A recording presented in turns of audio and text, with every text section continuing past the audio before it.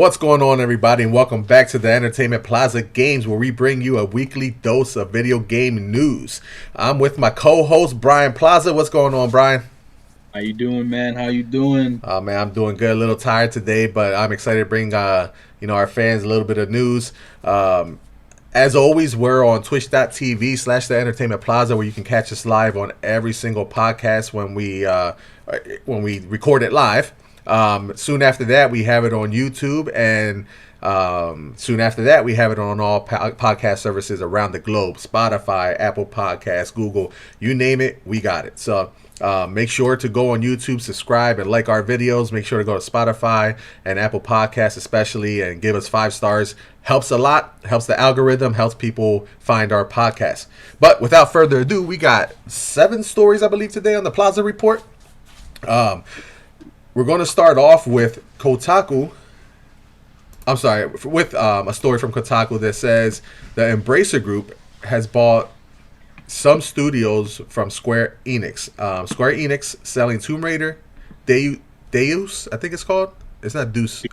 Deus Ex and Thief, and some of their studios as well. I'm sorry, I'm drawing a blank here.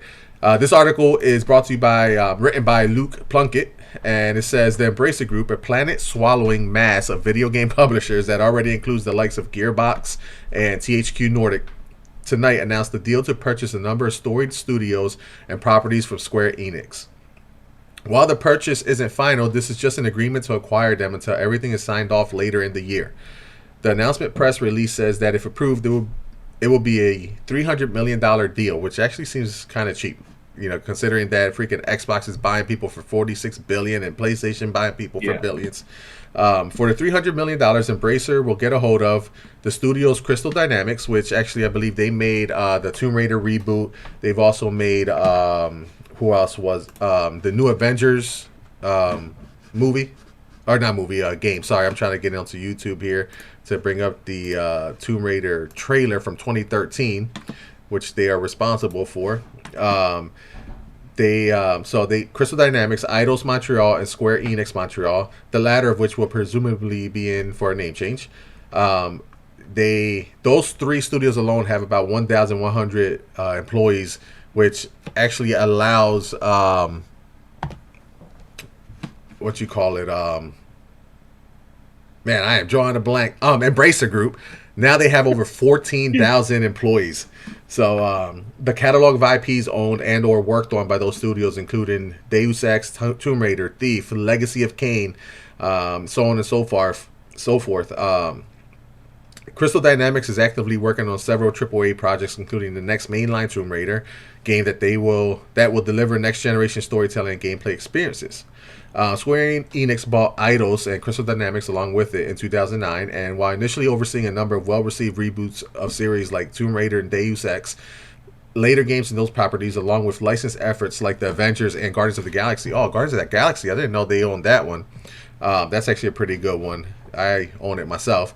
Their ownership became something of a meme in recent years, as no matter how high their review scores ended up being or how many copies they would sell, Square Enix would always say the games had underperformed. So, another acquisition, but this one is not by Sony, it's not by Nintendo, it's not by Xbox, it's by the Embracer Group. Now, they own a ton of studios, they own a ton of IP. One of them being recently Borderlands. They didn't work on Borderlands 3, but they did work on Tiny Tina's Wonderland. How do you feel about this? It's just another continued, these acquisitions feel like they're getting a little out of hand, in my opinion. How do you feel about this acquisition? I can agree with you on that. I do feel like they are starting to get quite a bit out of hand. And I can also kind of agree with Square Enix being, quite an underperforming group, because a lot of their games just don't seem to deliver as well as you would hope they would. Who knows? Maybe over time they'll start getting better and they'll start taking tips from other people. But definitely these acquisitions and stuff like that are starting to get a little shaky, a little up there. So who knows where it's all gonna head. Yeah, I agree. Avengers was a game that everybody said, "Oh man, this is going to be such a great game." It was for a while there a PlayStation exclusive, and when it came out, it freaking bombed. whole multiplayer aspect of it was broken and wasn't fun.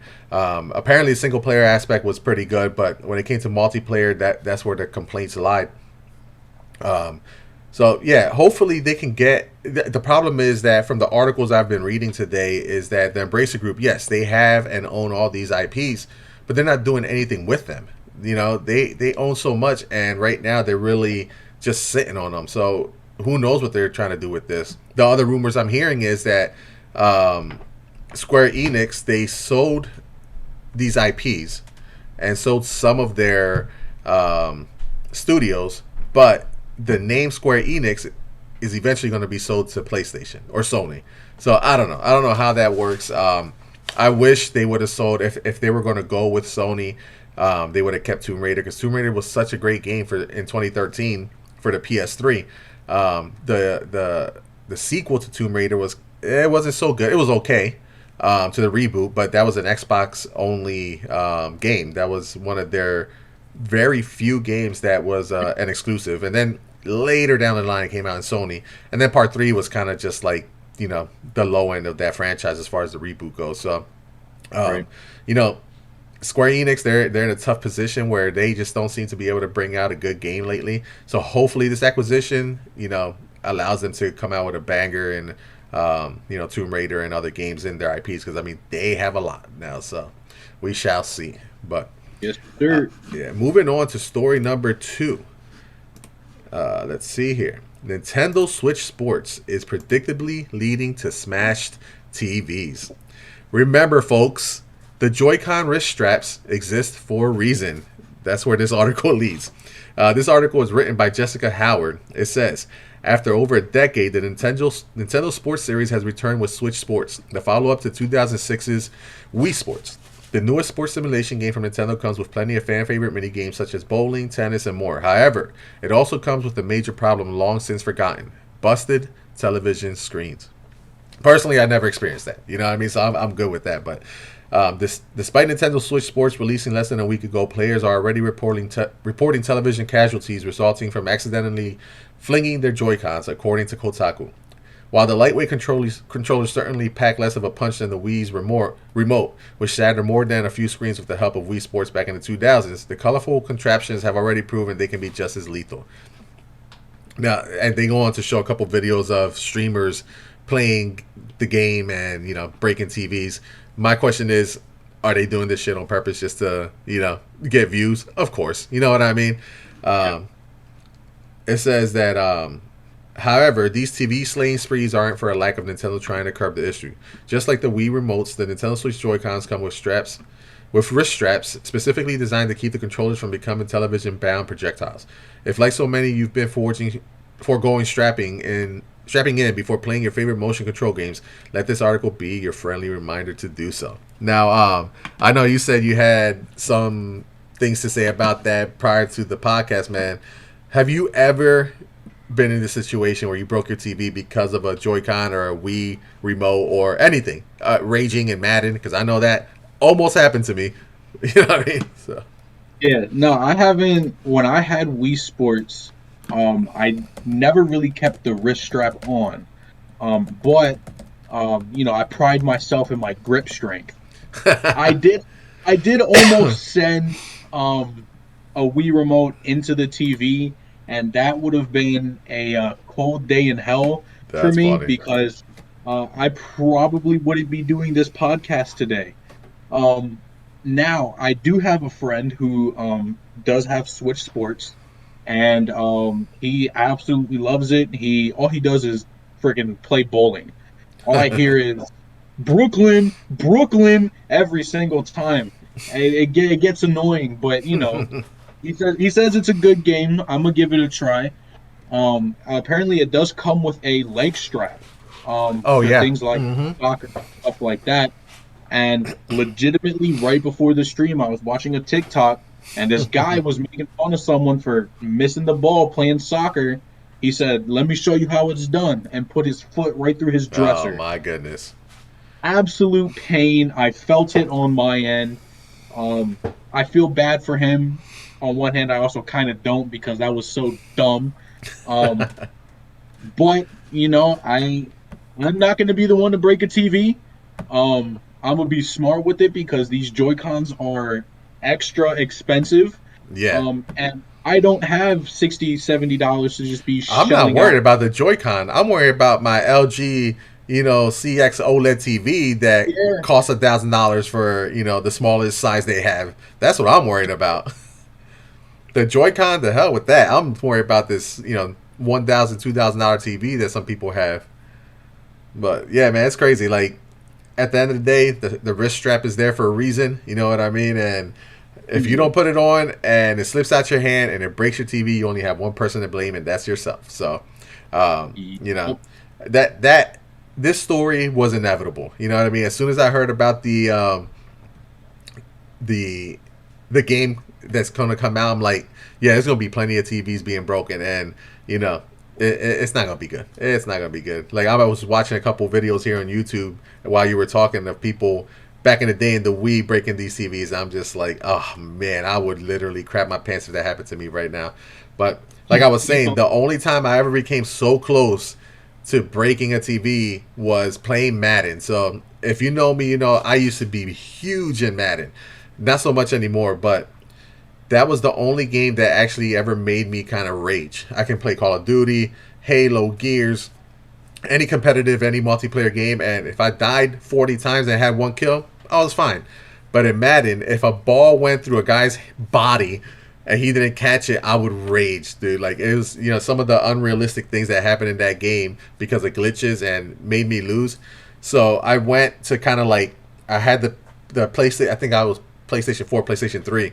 Had the controller in my hand, and one of those glitches happened, and I go, "What the f?" And I wasn't gonna throw. I was just kind of smack it on my hand, and it flew out my hand as I was coming forward, and literally landed like a foot and a half in front of the TV. I'm like, yeah, let me not do that again. So, but that was that's as close as I've ever gotten to one of these incidences. So, but moving on. Speaking of Halo, story number 3, Halo Infinite Season 2 is out now.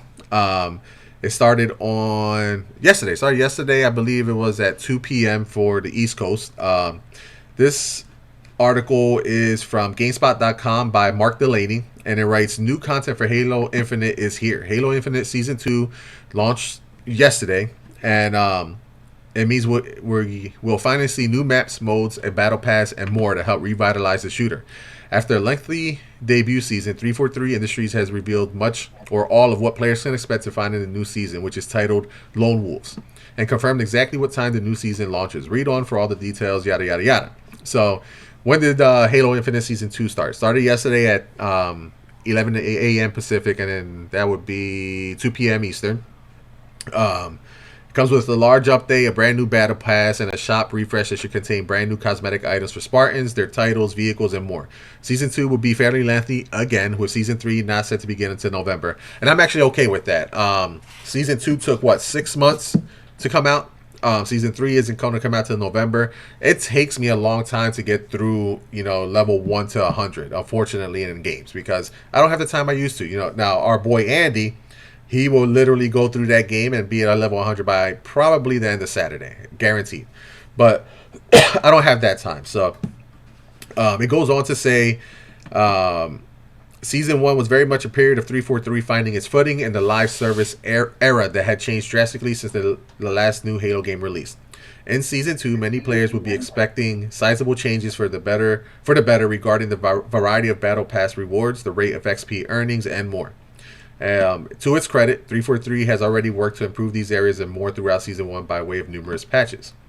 So what's new in Halo Infinite Season 2? Across 2 new maps, Catalyst and Breaker, alongside new modes, Halo Infinite Season 2 will launch on May 3rd, kicking off a 6-month season. It goes on to show a trailer. It says, perhaps the most notable tease of them all is the dust storm that begins in the trailer. The dust storm that seems to be closing fast around players in one particular sequence at the end of the trailer. Rumors have suggested a Battle Royale light mode would be on the way, and this teaser seems to suggest the same, with an ever-encroaching circle dwindling down the map size. Now, of course, every game has to have Battle Royale. The game already has a pseudo Battle Royale mode where the level does kind of come in on you, but it's like a team mode. It's not free for all, and it's actually pretty good. I like it a lot. So it also goes on to say 343 has announced that it's focused on working on its anti-cheat system, and it's something it plans on updating as the game continues to be developed as a live service. The team also acknowledged that the ranked playlists are currently lacking, that it is working on improving them. Along with that, it has announced that 343 will start doing monthly updates called Drop Pods, in which it intends to resolve issues that may occur and add new content. The team also recently shared news on the highly anticipated co-op mode. That's what I'm waiting for. I literally played maybe 2 hours of the campaign because I want to play it with somebody else. You know what I mean? Like I've played every single Halo that way. The highly anticipated co-op mode, as well as the creative suite Forge. It was announced in a Halo live stream that co-op is looking on track to release in late August, but it could be pushed back if needed. Hopefully not. We also got news on Forge mode, including that it will launch in open beta. It will be the full feature set. However, according to 343, when Forge is fully released, everything players have made will carry over. It was also announced that Mission Replay will be coming out in September for players who wish to go back and relive the campaign, which for some odd reason you can play the whole campaign and you can't go back and play certain missions. Like you have to start the whole game over. So that was kind of odd. So this is kind of a long story, report here, but what's in the Halo Infinite Season 2 Battle Pass? 343 isn't ready to share all of the Battle Pass rewards just yet, but the first official artwork shows off several new gear items for Spartans. This includes vibrant new helmets, armor kits, and weapon skins, all falling under the theme of Lone Wolves, which is in reference to the series' free-for-all mode. This Battle Pass will likely be heavily scrutinized for better or worse by the Halo community. Many players found cosmetic rewards in Season 1 to be lacking, but the cover art heroes for Season 2 suggest a more impressive color palette is on the way. One thing I will say about, the color palette and rewards and doing stuff to your Spartan, I wish they would just let you design your own Spartan. Like, I get it. If they let you do that, you just design whatever you want and you don't have to pay or play for, all these items. But, man, I would love to just create a character, make them look how I want to make them, and go from there. So... but yeah, I mean, that's pretty much the gist of it. It came out yesterday. I can't wait to get my hands on it. I honestly, unfortunately, would not probably be able to play it until next week. So much going on with, my wife's birthday, Mother's Day, and all that. And then Doctor Strange tomorrow, doing the podcast Friday. Like, my calendar is booked, but I cannot wait to get my hands on it. How do you feel about it? I mean, I know you played a little bit of the Halo. Are you excited to get back into it, and see what it has to offer? Or are you just like, nah, it's all the same? No, I mean, I'm definitely excited to get back into it. I haven't played any of it, to be quite honest, recently. I don't believe I got the Battle Pass that first season. I'm not sure if I want to get it this season. I'm really not on my Xbox much. If I like it and I, get decently far in it, I might just, get the Battle Pass, get any rewards that I got up to there, claim those, if it's worth it. Right.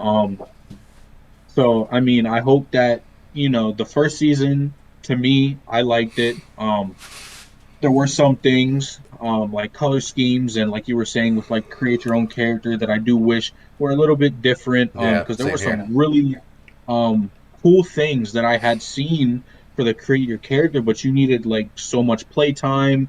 You needed like currency or stuff like that. And I'm like, do I really want to grind this out? Yeah, and if you don't have the Battle Pass, you couldn't use it. So right, yeah, it was kind of ridiculous. So, hopefully a feature like that kind of comes maybe sometime in the near future, because that would be, like I said, that'd be great. Yeah.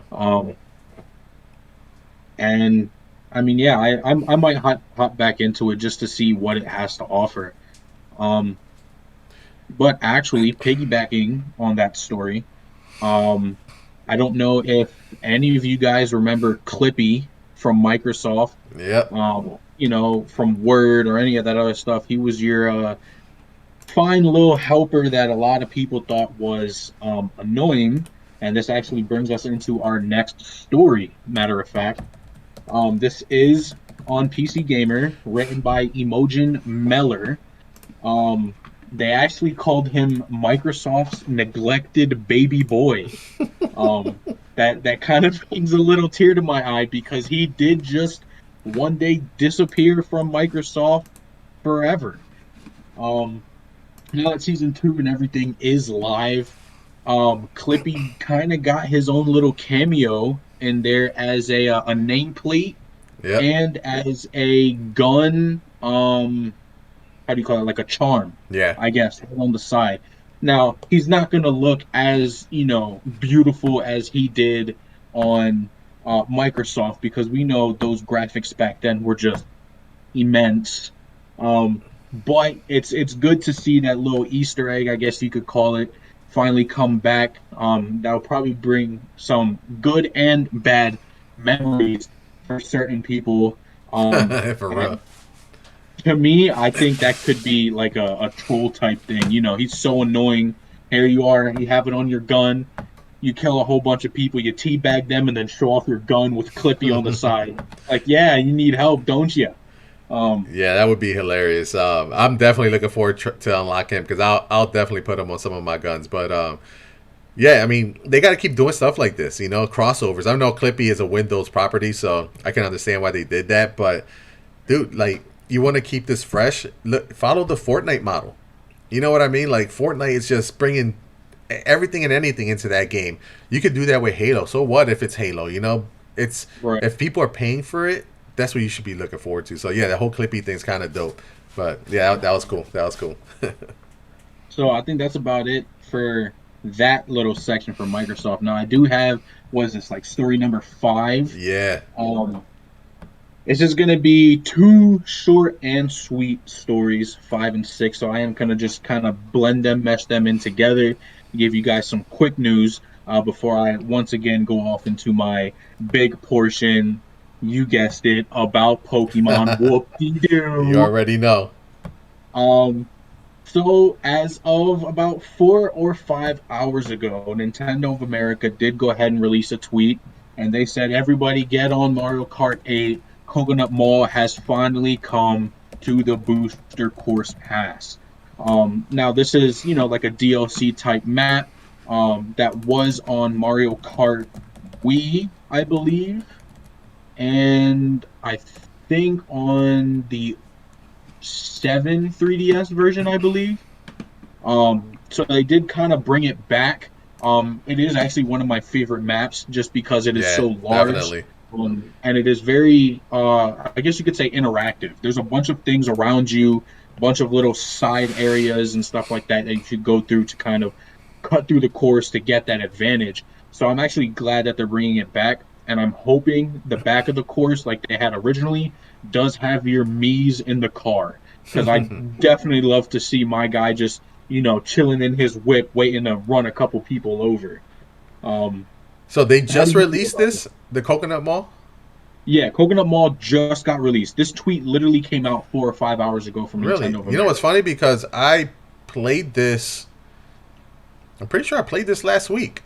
I think Are it you was sure? already. Yeah, I don't know. Maybe I'm wrong. Maybe I'm thinking of a different track. I know there was 8 new tracks that came out with the DLC. And the Yeah, expansion pass plus or whatever it's called, expansion pack plus. Maybe I don't know. Maybe I'm just remembering from when I played it years ago. Who knows? could be. It probably is honestly, but yeah, I'm excited to get back into it. I'm definitely gonna boot up the Switch and play this track because if I'm being honest, Mario Kart is probably one of my favorite games of all time. Like it's definitely in my top 10 for sure. So and Mario Kart 8, man, I can play this all day long. Me and the wife are always playing the battle mode. We're always racing. So I'm excited for this. Like I'm going to boot up my Switch and play this tonight. So Good. and not many games can Um, do that to me. You know what I mean? Because if I wanted to, I could go play Halo, but no, I'd rather play Mario Kart. Mario Kart is a little bit better, you Right. know? Um, On to my other real short, sweet story. IGN's Twitter, as of about 7 hours ago, informed us that Elden Ring has dropped in price for a limited time. We don't know how long this is going to go, how long they're going to keep this decrease in price. It can now be bought for a whopping 49.94, which is a $10 decrease, $10.01, may I add, decrease from the original price. And if that doesn't scream buy me, I don't know what else Right. does. Right. because I'm probably gonna buy it now. Man, I I'm mean, ten tempted. dollars less. Yeah, I am I tempted, man. Like, oh man, I can't stop watching like short gameplay of it. Like, none of the lore has been ruined to me, but almost every right, single podcast I've listened to in the last, man, even just month and a half, 2 months, I can't go and listen to a video game podcast and it won't that doesn't mention Elden Ring. Like, if that right. doesn't tell you something about how great this game is, it's, you know, then you're not into the video game industry. But everything, this is like a generational game where, you don't get games like this all the time. This stuff doesn't happen every single year. This happens every 10, 15, maybe even 20 years. You know what I mean? So it's definitely still on my list to play one of these days. But man, that it scares me. Like I said before, the time to play and beat this game scares me. So Yeah, it is. It is a very involved game. yeah. Um, but it does tie into a lot of. I mean, you could have some like mythology and stuff in there. Hmm. So stuff like that. That's what I really like. I'm super into Greek, Roman Right. stuff, like mythology stuff like that. So I'm excited, and I might actually cop this game in the near future, Nice. as long as that price stays at $50 and nothing more. No, it'll Um, definitely. I think this game is one of those ones where it might go up again, but I'll see it on Amazon, maybe even less, or yeah, Best Buy. So that's something you just got to keep on the lookout. Put it on your list on Amazon, and when you do, it'll give you a notification. Oh, it's $10 less, $15 less, $20 less. So if I see it even cheaper, I think I'm a buyer at $30. You know what I mean? yeah. At 40 right now, maybe not so much, but I think at $30 is where Moses will be like, all right, I'm jumping on this. So I don't feel bad if I only play 15, 20 hours, but it is what it Yeah, is. you're not spending Right. $60 for it. I might even just wait until the PlayStation Plus premium comes out, and hopefully that's one of those games that I can play for 2 hours and see how good it is. But we shall Yeah. see. So yeah, people go get it. It's $40, right?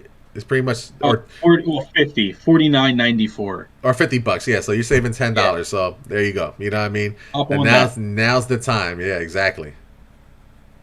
All right. So now we're gonna hop into this big story here. That's always, what Mr. Lil Plaza here goes on about. Um, we do have some Pokemon related news again, some leaks. One of them includes finally some more Pokemon home news. Um, this comes from Central Leaks on Twitter. When they put out, they said the update is almost done for home. It's been in the process for getting ready for Brilliant Diamond, Shining Pearl, and Pokemon Legends Arceus. At this point, it's most likely in testing. The devs are probably doing all their trading stuff like that, making sure everything works how they want it to work. According to them, there will be a mystery gift event linking home with Brilliant Diamond, Shining Pearl, giving out the starters for that game. So Chimchar, Piplup, and Turtwig. And for Pokemon Legends Arceus, the mystery gift will also be the Hisuian starters. That's going to be Cyndaquil, Rowlet, and Oshawott. Um, Legends Arceus, when it gets transferred to home, they will be shown in their native Pokeballs from the native region. So you'll actually be able to see the original Pokeball model from the Hisuian region in home. Instead of Hmm. just seeing the regular Pokeball, Great Ball, you're going to see more of a primitive type Pokeball that's been made out of wood and iron clamps. Um, they're saying that the mystery gift that comes with these starters to the respective games will hopefully give out special their hidden abilities. So every starter has a hidden ability that you never get when you first start the game. You can really only get it through breeding or trading. You get start off with like the defaults, overgrow, blaze, stuff like that, which just Right. powers up your moves when the Pokemon's low in HP. These hidden abilities, like Charizard's Drought, which is overpowered, um, basically lowers his health in the middle of a heat storm, I guess, harsh sunlight. Um, with the addition of attack power. So hidden abilities can be very, very useful. Um, Now, for also Legends Arceus, the new mechanic with alphas we know are in the game. They are larger than normal Pokemon that come with stronger move sets from the beginning. So alphas that do get transferred to home will retain their alpha status, Hmm. but will lose their alpha status if they get transferred to another game that isn't Arceus. Interesting. We don't know if when you transfer that Pokemon back from, let's say, Sword and Shield, if when you transfer it back to home, it'll stay your alpha. I'm thinking, if they're able to do things with items and stuff, Right. there might be something in the code that says that this is an alpha that'll just change it to a non-alpha in the other game, but it'll retain its status in home when you change it back to Arceus, so that way you don't lose your alpha because that would suck. Yeah, that's. Yeah. It just seems like a whole hodgepodge of like, you know, hoops and bounds you got to jump through just so you don't lose the alpha status on a Pokemon. Yeah, yeah. And I mean that would for me at least I have quite a few shiny alphas that were, hard to get and stuff like that. And if I ever do feel like I want to transfer them over and stuff like that, Right. I don't want to lose that alpha status because I mean, alphas are incredibly overpowered. And that's something good to have on your Mm-hmm. team when you're in Arceus. Um, let me see, for June, I believe the Regigigas mystery gift is coming for Pokemon Legends Arceus and Brilliant Diamond Shining Pearl. This will first drop in Korea. It's supposed to be a 2 month event. It should start June 1st and end July 31st. So that's about 2 months that we have there. Anybody who's interested in that, you definitely have more than enough time to be able to hop on that and grab your Regigigas. It'll come in a special event ball like they always do. It's a comfort ball, I believe it's called. Um, and it should, I mean, almost immediately drop in the US right when it drops in Korea. Since they did give those specific dates, I'm thinking the minute it drops in Korea, the time difference, it'll just drop in the US Okay. when it's ready. Um, so I mean, that's definitely something that you guys do want to be looking forward to because Regigigas is a overpowered Pokemon.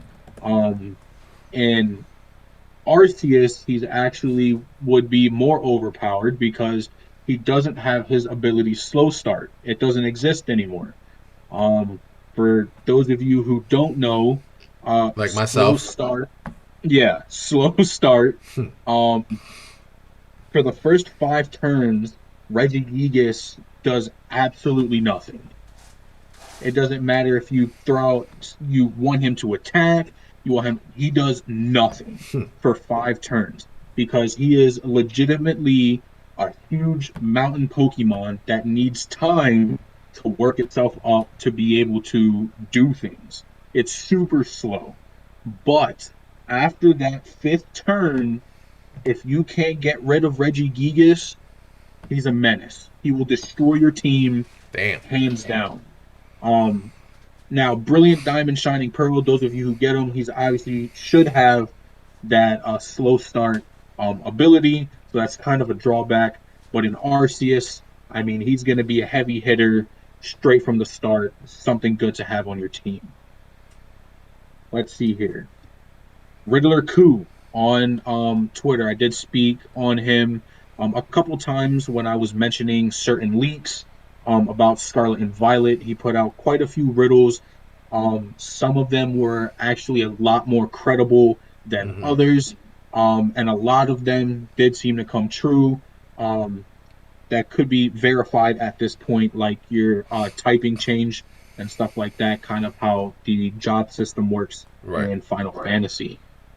He's giving new hints now on Scarlet and Violet regarding Tauros. I did speak on Tauros, I believe, in our last one. That people were saying that a regional form of this bull Pokemon was going to be coming to Scarlet and Violet. Um, Now, in his riddle, he doesn't show much. He's all for his riddles. Some of them are really hard to decipher. They can be very annoying to decipher if you don't know exactly what you're looking for. In his riddle, it was two pictures. One of the pictures to me means absolutely nothing because it just has numbers on it. The other Well, picture it gives definitely us, means something. So just yeah, that's yeah, by a Google search away. yeah.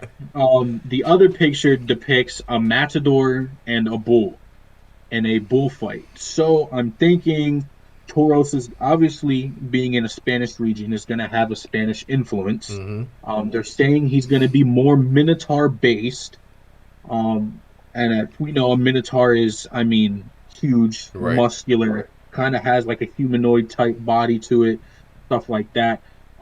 So I'm wondering if they're gonna do a merge kind of a matador and a bull together, Yeah, but where then it won't be Tauros no more unless it's like you know what I mean? It's yeah, that would have to be a right, whole new it would be like Pokemon. a whole new Pokemon. Yeah. Yeah. Now We, does Tauros have a his evolutions? Does he have he three of has them? Oh, so maybe this yeah, could be it. yeah. Tauros has no evolutions. Look He at that is shit. I'm um contributing to Pokemon. oh, you get it somewhere. Um, Tauros is a normal type Pokemon that can learn psychic type moves. It has two large horns, like a bull would, and then it has these metal studs in its head and three tails. Um, so if this is going to be like an evolution line, um, and if it's going to be Spanish influenced, I'm thinking we're going to see a colorful Pokemon. Hmm. Maybe it'll have the bull cape and Right. stuff like that with them. Um, this is all speculation. Or I have no maybe idea. it's still Toro on the body, but then like the human torso part Cool. is actually a yeah like a matador with the cape, or he has a little Yeah, red thing. He's like, you know what I mean? yeah. That'd be That would pretty be cool. hilarious. Um, I can see them doing something weird like that because I mean they have to. All Pokemon are weird. You know what I mean? yeah. Oh my God. Yeah. There's been quite a few leaks that are not too credible. One of them being a Oddish um, form for the Spanish region. It kind of looks like a little pineapple, if we're being completely honest here. Oddish before was kind of like a radish type Right. looking Pokemon. It had, three little leaves on its top and then the little bulb that it was. And then it evolved into Gloom, which was more of a disgusting looking Pokemon. Right. They're thinking what this leak showed, which once again, this isn't very credible, was a pineapple looking oddish that I believe still had the same name, but when it evolves, its name changed from Gloom to Bloom. And it still kind of had like that pineapple resemblance. It looked happier than Gloom does because Gloom just has a gloomy face. It looks sad. Um, I don't know how true that one is. Um, Honestly, it looks really, really tacky. So I hope it isn't true. I hope there's something different, a different route that they're taking with this. Um, but Scarlet and Violet has been being leaked like crazy Oh, I'm with a sure. lot I'm sure. of verified leaks and also some unverified, some things that just don't make sense. So every single day, I'm getting more news on what this game could possibly have and what it can offer us. So I'll definitely try to keep you guys in the loop with the information that I get. Yeah, I know. Yeah, I have a feeling that sometime this summer, like maybe during Summer Games Fest, because I mean E3 is practically dead, but yeah, Jeff Keighley is taking the helm of Summer Game Fest, and he can do no wrong in the video game industry at this point. So I'm sure. Well, maybe not Summer Games Fest because I just forgot Pokemon is a Nintendo property, so Nintendo doesn't do anything for anyone. If yeah, anything, we'll get a really cool direct sometime this summer. before the end of the summer for that holiday release. Yeah, I did hear something that was saying that there was supposed to be a Pokemon type direct. It's not like an actual direct, Mm-hmm. but this Friday that a video is supposed to Oh, be okay. going out saying something about Scarlet and Violet. Right. I don't know how true that is, but that's definitely been circulating in the community. So hopefully a video does come out. I'm gonna be the first to get on Oh, that, I'm see what sure. it has. Um, Well, I mean, if they do, unfortunately, I would love to do a live reaction to a lot of these videos, but here's the problem: they're usually, you know, Pacific really, time, and we're either working or in school or whatever it may be. So maybe we can just react to it after the fact. yep. So aside from the Violet and Scarlet news, I don't know if any of you guys have heard of Pokemon Sleep. Yeah. It was like a huge flop. Nobody Right. really talks about it anymore. Well, did it ever Um, release? no, That's what I it mean. Yeah. hasn't been. Okay. Okay. It's just been in limbo, basically. Right. Um, According to on website, there's been some verified leaks saying that a new subdomain once again has been put in related to Pokemon Sleep. This is like the fifth or sixth subdomain that Sleep has been a part of. So, I mean, this project is dead. Nobody Yeah. knows what's going to happen to it. We know that some things going on. Things are changing. It's being handed off. Domains are all over the place. Yeah. Um, like I said, it's dead. Who knows what's going to happen? We don't know when it's going to be released, If if it it's be going to be right. released. Exactly. Obviously, there's art for it saying, the same Pokemon logo, sleep with Mm-hmm. Pikachu on it. So they put some time into it. Um, I think it's going to be a big flop. It's already been a flop from, what has been like Yeah. nobody's talking about it.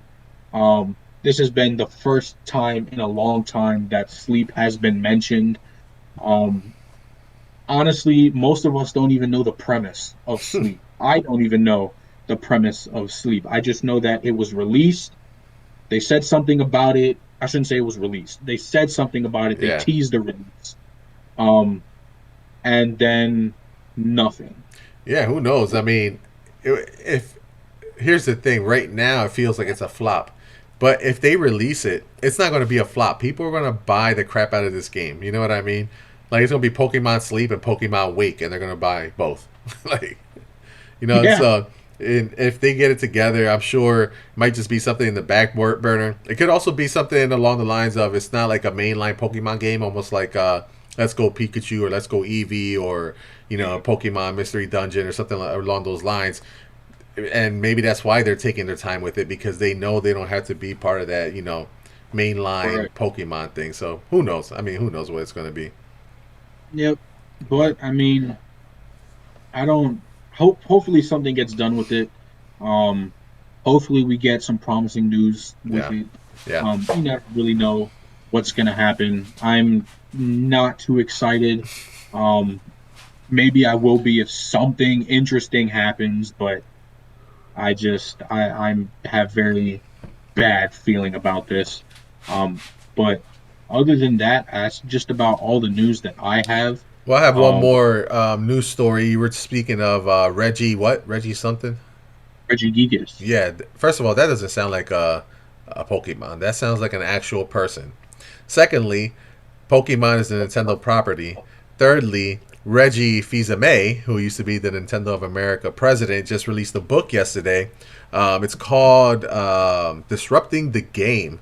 And I actually think I want to pick up this book. Now, it's been a long time since I've read a book. I read a lot of comics now. Read a lot of magazines, read a lot of articles online. But actually reading a book, I haven't done that in years.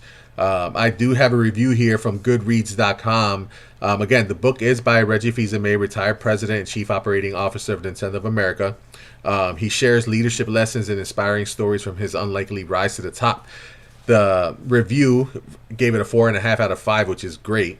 It says, although he's best known as Nintendo's iconic president of the Americas of the Americas, immortalized for opening Nintendo's 2004 E3 presentation with, "My name is Reggie. I'm about kicking ass, I'm about taking names, and we're about making games." Reggie Fils-Aimé's story is the ultimate game plan for anyone looking to beat the odds and achieve success. Learn from Reggie how to leverage this disruptive thinking to pinpoint the life choices that will make you truly happy, conquer negative perceptions from those who underestimate or outright dismiss you, and master the grit, perseverance, and resilience it takes to dominate in the business world and to reach your professional dreams. It says, as close to sitting one-on-one with the gaming legend as it gets. You will learn about the challenges Reggie faced throughout his life and career, from his humble childhood as a son of Haitian immigrants to becoming one of the most powerful names in the history of the gaming industry. What it takes to reach the top of your own industry, including being brave enough to stand up for your ideas while also being open to alternative paths to success. How to create vibrant and believable visions for your team and company. How to maintain relentless curiosity and know when to ask questions to shatter the status quo. I personally am super interested in this, man. Like, for one, I've been in management for a very long time, whether it's in the automotive industry or now in, laying pipe, but, in the waterworks industry. For one, I feel like this book might actually, or can pertain to anything, one of the podcasts I listened to actually had him on, and they were interviewing him. He was actually president of a lot of companies, Pizza Hut, Nintendo, and I forget. He's very well rounded, and he goes on to say, some of the stuff I say in this book can be applied anywhere. A lot of the stuff I'm actually really interested in. Apparently, he has a lot of stories about his time in Nintendo. So, stuff like that, kind of behind the scenes stories with Shigeru Miyamoto and Masahiro Sakurai. You know what I mean? So, you could say Pokemon. I could say Japanese names that I practice very hard. Hope. But no, that's Indian, man. That's messed up. But no, so yeah, man. That's I kind of wanted to bring that up. It seems like it's getting great reviews. Just came out yesterday. I might go to Barnes and Nobles or Walmart sometime this weekend. Pick one up and start digging in and see what I get from it. And if I don't get anything, at the very least, I'll get some interesting stories. But yeah, kind of wanted to end with that. Reggie Fils-Aimé, go get his book. It's only like $25-$30, and if you're in management or if you want to get into he even says in his book, whether you're in management or you're a podcaster or a content creator, you can apply this book to that. So that's kind of me and you in every facet of our lives right now. So, I can't wait to get it. But yeah, man, if you don't have any other stories, I think we'll end it here. Again, you're watching on twitch.tv/The Entertainment Plaza. This will be up on youtube.com/The Entertainment Plaza in about an hour. And then on Spotify, Apple Podcasts, and all podcast services around the globe soon after that. For Bryan Plaza, I'm Moses Plaza. You're watching The Entertainment Plaza. Plaza. Peace.